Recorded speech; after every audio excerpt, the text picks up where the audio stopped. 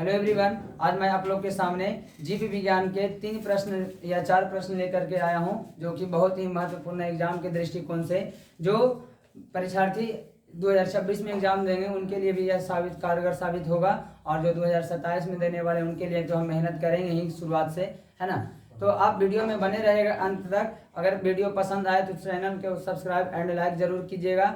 आज मैं वीडियो शुरू करने से पहले सभी भाई एवं बहनों को अपनी तरफ से हार्दिक रूप से बधाई करते हैं, दशहरा पूजा का बधाई देते हैं, ठीक है। इस नवरात्रि में जो लोग नवरात्रि किए हुए हैं उनके लिए भी तहे दिल से शुभकामना करते हैं कि उनका भगवान भला करे, है ना, और सबका भला भी हो।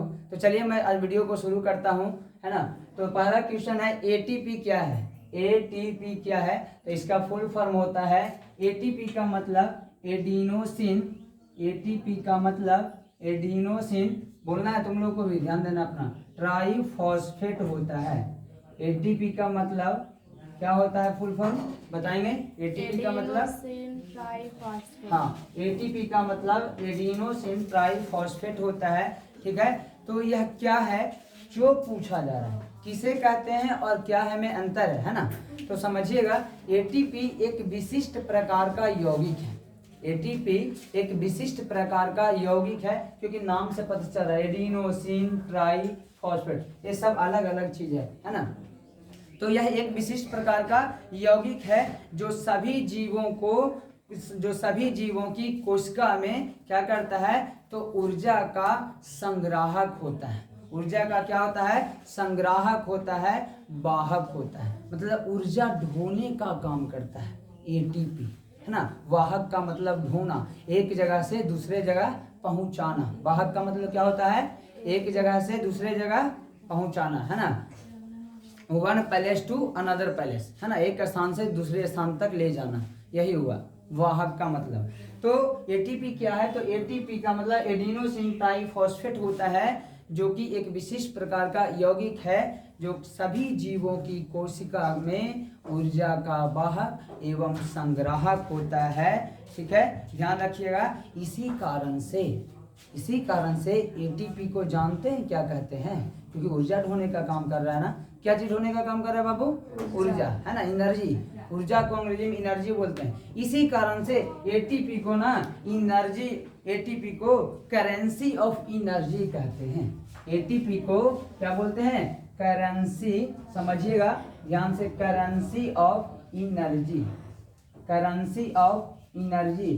अर्थात इसका मतलब क्या होता है? तो इसका मतलब होता है ऊर्जा का सिक्का। किसका सिक्का? हाँ, ऐसे तो आप लोग सिक्का देखने किए हैं, है ना। ऊर्जा का सिक्का कहा जाता है किसको? एटीपी को। किसको कहा जाता है? तो आप समझ गए कि एटीपी क्या है ना। यह क्या है? तो करेंसी ऑफ एनर्जी, ऊर्जा का सिक्का है, क्योंकि ऊर्जा ढोने का काम करता है ना। दूसरा क्वेश्चन है एटीपी के कार्य बताएं। तो अभी तो हम बता दिए कार्य में, है ना, कि क्या करता है? ऊर्जा ढोने का काम करता है, ऊर्जा पहुंचाने का काम करता है। फिर भी सुनिएगा एटीपी का कार्य क्या है। तो यह कोशिकाओं के अंदर क्या करता है? यह कोशिकाओं के अंदर, सुनिएगा ध्यान से, एटीपी का जो कार्य है यह कोशिकाओं के अंदर ऊर्जा का संवहन एवं संचयन करता है, जो कि बोल दिए हैं, है ना, क्या है उसमें समझा दिए। ऊर्जा का संवहन, संवहन का मतलब वही ढोना, संवहन का मतलब ढोना, और संचयन का मतलब इकट्ठा करना। इकट्ठा कीजिएगा तब ना ढोइएगा। आपके पास कोई सामान रहेगा तब ना आप किसी को दीजिएगा, है ना। तो एटीपी का कार्य जो है यह कोशिकाओं के अंदर ऊर्जा का संवहन और संचयन करना होता है, पहला कार्य। दूसरा कार्य ध्यान से सुनिएगा, यह विभिन्न रसायनों का संश्लेषण इन्हीं की सहायता से होता है। मतलब जितने भी प्रकार के रसायन होते हैं लगभग हमारे बॉडी में, है ना, जितने भी जीव हैं उसमें जितने भी प्रकार का केमिकल चीज है वो क्या है कि इसी से निर्माण होता है, एटीपी से, है ना। तीसरा कार्य है यह कोशिका का प्रमुख अवयव है। कोशिका का क्या है? प्रमुख अवयव, मेन अवयव, है ना, याद रखिएगा। तो दूसरा क्वेश्चन भी हो गया एटीपी का कार्य। अच्छा, एटीपी को क्या कहते हैं? किसका रूप सिक्का कहते हैं? ऊर्जा का सिक्का, अर्थात करेंसी ऑफ एनर्जी। फिजिक्स में पढ़े हुए ऊर्जा, ऊर्जा का ऐसा ही मात्रक जूल, है ना, कार्य करने की क्षमता को ऊर्जा कहते हैं, है ना। जिसका SI मात्रक जूल होता है, जिसे हम लोग कैपिटल J से लिखते हैं। क्या J से लिखते हैं? जूल को शॉर्ट में है ना J से लिखते हैं, डिनोट करते हैं। ठीक है, समझिएगा। चलिए दूसरा क्वेश्चन हो गया है और अब हम लोग तीसरा क्वेश्चन की ओर बढ़ेंगे। तो तीसरा क्वेश्चन है हमारे आमाशय में, आमाशय वही जिसको हम लोग पेट बोलते हैं, स्टमक बोलते हैं, है ना। हमारे आमाशय में अम्ल की क्या भूमिका है? क्या चीज की भूमिका है? अम्ल की। अम्ल बोले तो अंग्रेजी में एसिड। आप क्लास 8 में पढ़े होंगे अम्ल, क्षार और लवण, है ना। अम्ल किसे कहते हैं तो आपको पता होगा किसे कहते हैं। अम्ल स्वाद में कैसा होता है? अम्ल स्वाद में खट्टा होता है, जिसका पीएच वैल्यू 7 से कम होता है। अम्ल हाइड्रोजन से अभिक्रिया करके क्या दे देता है आपको पता है ना।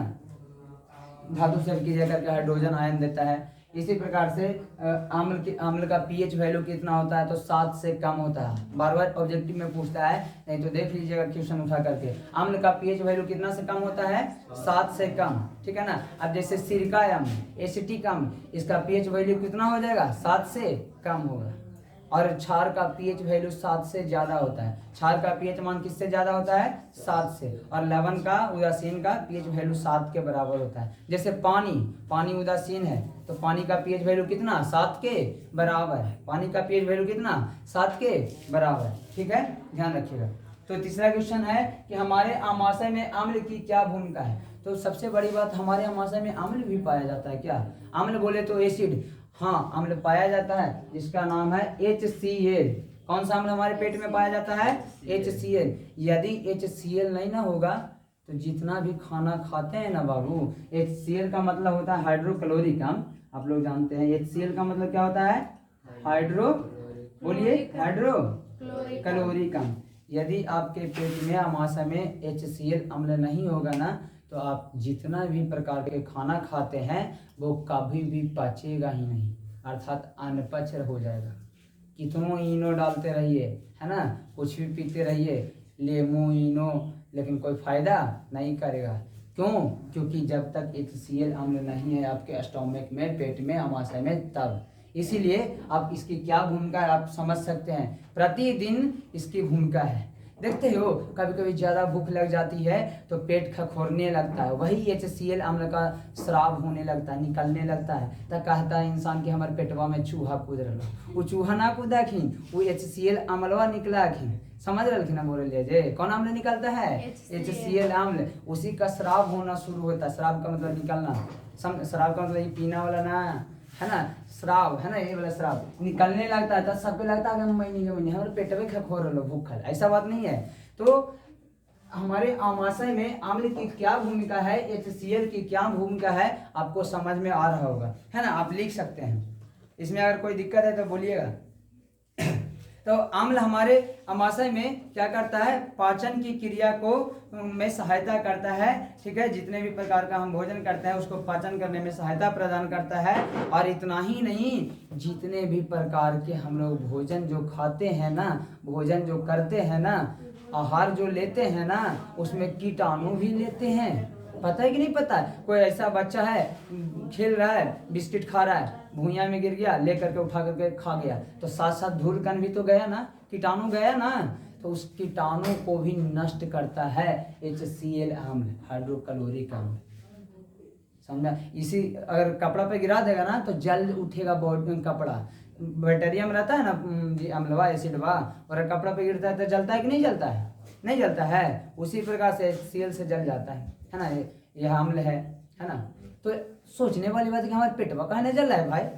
नहीं, वो इतना मात्रा में है, ऐसा रेशियो में है कि वो आपको नुकसानदायक नहीं है। समय समय पे आपका स्राव होता है भोजन पचने के लिए, समझ रहे हैं कि नहीं समझ रहे हैं, है ना। ज़्यादा भूख लगती है तब स्राव होने लगता है, निकलने लगता है। तो HCl की क्या भूमिका हमारे आमाशय में समझ में आ गया होगा।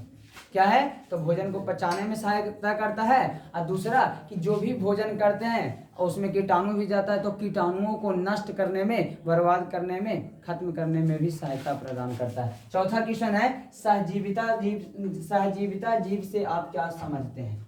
चौथा क्वेश्चन है सहजीविता जीव से आप क्या समझते हैं। इससे पहले आपको समझना पड़ेगा सहजीवी से आप क्या समझते हैं।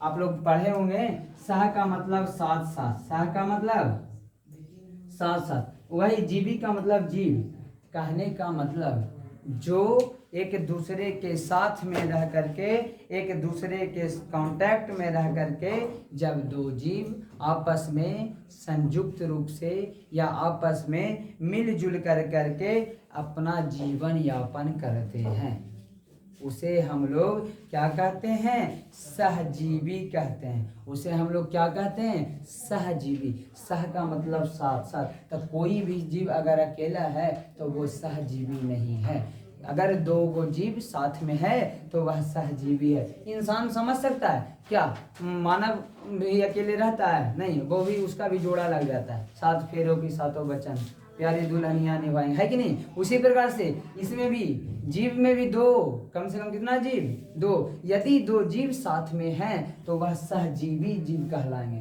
कैसा जीव कहलाएंगे? और जो साथ में रह करके जो क्रिया करते हैं, जो जीवन यापन के दौरान जो क्रिया होता है, रहन सहन जो भी हो, हर एक प्रकार का, है ना, तो उस क्रिया को ही हम लोग सहजीविता कहते हैं। इसको हम लोग क्या कहते हैं? सहजीविता कहते हैं। अर्थात जब दो जीव आपस में संयुक्त रूप से मिल करके साथ साथ जीवन यापन करते हैं तो उन्हें सहजीवी जीव कहते हैं। कौन जीव कहते हैं?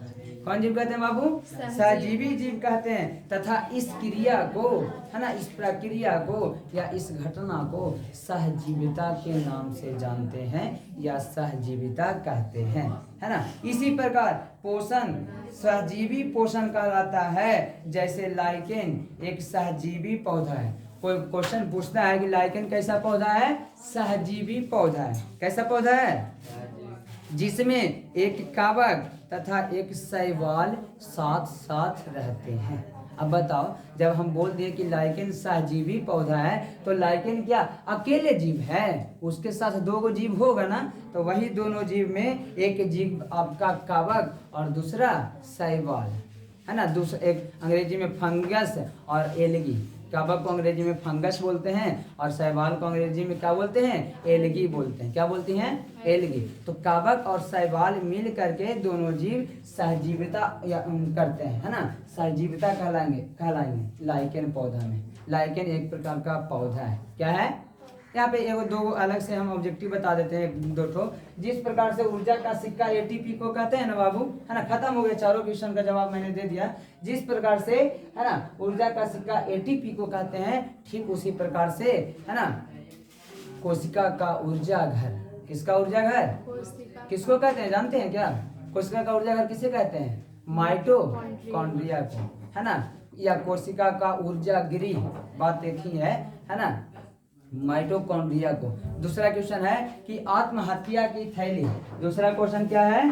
आत्महत्या की थैली। आत्महत्या की थैली, इसी को कहीं कहीं पे जानते हैं क्या लिखते हैं? आत्मघाती थैली। कैसी थैली?